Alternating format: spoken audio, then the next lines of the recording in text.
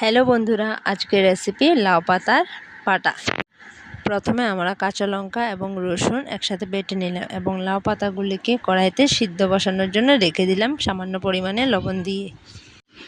নাড়াচাড়া দেওয়ার পর আবার আমরা একটা ঢাকনার সাহায্যে এটা ঢেকে দেব কিছুক্ষণের জন্য। যখন সিদ্ধ হয়ে আসবে তখন ঢাকনাটা খুলে এটাকে নামিয়ে নেব।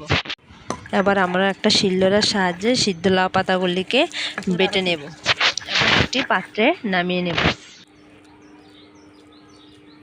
আমরা আগে থেকে কিছু পরিমাণে পেঁয়াজ কুচিয়ে রেখেছি এবং রসুন লঙ্কার পেস্টটা সাইডে রেখে দিয়েছিলাম। আর আমরা একটা কড়াই তাতিয়ে নিলাম এবং এটির মধ্যে তেল দিয়ে তেল গরম করে সেই তেলে শুকনো লঙ্কার ফোড়ন দিয়ে পেঁয়াজ কুচিগুলি দিয়ে এবং রসুন কাঁচা লঙ্কার বাটা দিয়ে ভালো করে নেড়ে চেড়ে কষিয়ে নেব। আবার দিয়ে দেব হলুদের গুঁড়ো এবং আবার ভালো করে নেড়ে চেড়ে নেব।